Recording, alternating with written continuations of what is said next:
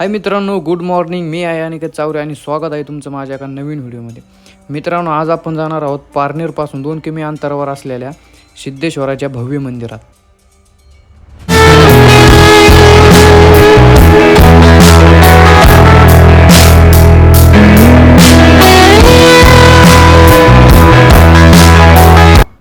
मित्रांनो, आता आम्ही आहोत पानोलीच्या घाटात आणि पानोलीचा घाट हा 6 किलोमीटर आहे.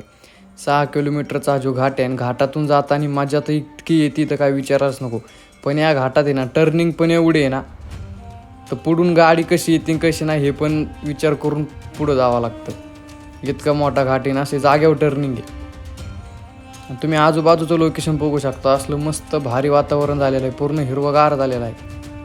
आणि या ठिकाणी वार पण एवढं सुटलं आहे ना, तर पार घाटात असं व्हायबल होते.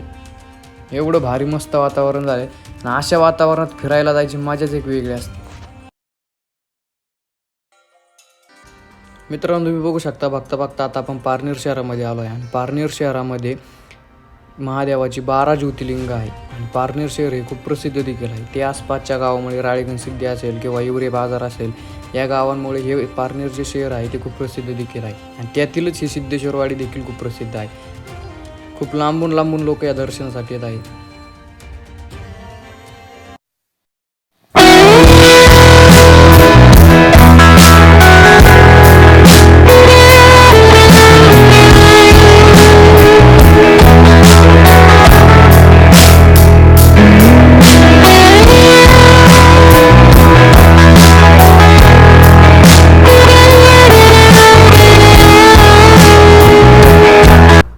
मित्रांनो, थोर क्रांतिकारक सेनापती बापट यांची पारनेर ही जन्मभूमी आहे आणि मंदिराबाहेरील एक वन विभागाची पाटी आहे.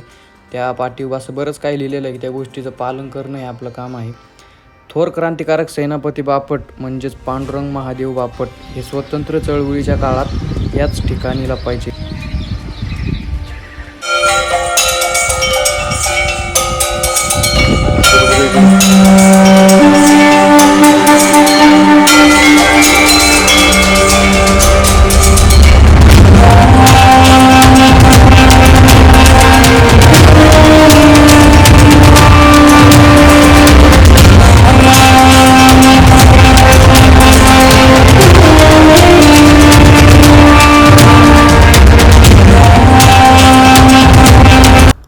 मित्रांनो, आता आपण डायरेक्ट मंदिरात जाणार आहोत. तुम्ही बघू शकता मंदिर पण एवढं भारी आहे. मित्रांनो, मंदिराचं जे मुख्य प्रवेशद्वार आहे ते पश्चिमेला असून महादेवासमोर असलेल्या नंदीसाठी एक छोटंसं मंदिर जे आहे ते बांधलेलं आहे.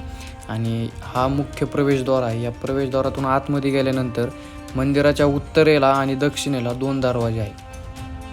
मित्रांनो, मंदिराच्या आतमध्ये आल्यानंतर तुम्ही बघू शकता असं म्हणजे तुम्ही काही जरी इथं बोलले ना तर तुम्हाला ते परत ऐकायला येतं किंवा असं मोठा आवाज असा तुम्हाला इथं ऐकायला येतो किंवा तो आवाज आपल्या अवतीभोवती घुमत असतो.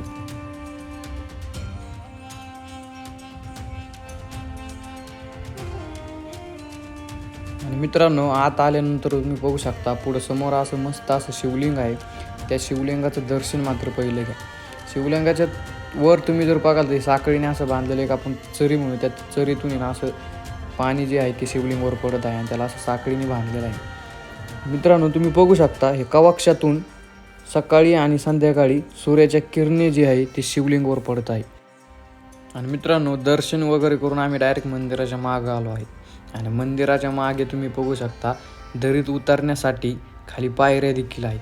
तिथून तुम्ही पक्ष्याचे वगैरे निरीक्षण करू शकता आणि पक्ष्याचे निरीक्षण करण्यासाठी ही जागा एक उत्तम आहे. आणि मित्रांनो, पायऱ्या खाली उतरून आल्यानंतर तुम्ही बघू शकता समोरचा जो निसर्ग आहे तो पाहायला पण असला भारी वाटत आहे.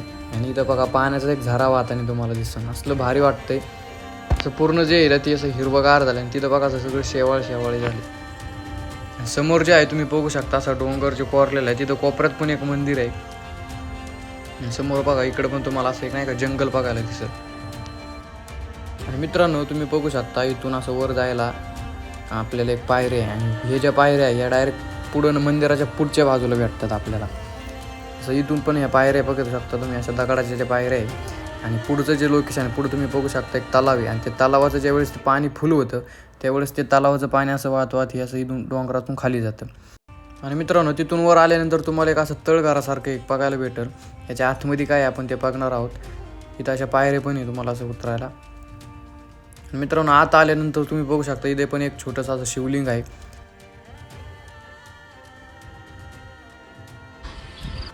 आणि मित्रांनो सिद्धेश्वराच्या मंदिरापुढं एक विठ्ठल रखुमाईचं मंदिर आहे आणि त्या विठ्ठल रखुमाईच्या मंदिरापुढं तुम्हाला ही बारव बघायला दिसेल. ह्या बारवीतलं पाणी इतकं स्वच्छ असतं ना की तुम्ही त्याच्यात असं नाही का 1,000 रुपयाचा ठोकळा जरी टाकला ना तरी तुम्हाला ते वरतून असं एकदम स्पष्ट असा दिसेल. तर आता आपण विठ्ठल रखुमाईच्या मंदिराकडे जाणार आहेत. आतमध्ये गेल्यानंतर तुम्ही बघू शकता आतमध्ये असा थोडासा अंधार तुम्हाला पाहायला दिसेल. आणि मित्रांनो मंदिराचं दर्शन करून आम्ही डायरेक्ट आता निघालो आहे घरी, कारण पावसाचं वातावरण झालं आहे आणि आम्ही देखील खूप लांबून आलो आहे, त्यामुळे जायला आम्हाला उशीर होत आहे. भेटूया मग आपल्या पुढच्या मिनी ब्लॉगमध्ये.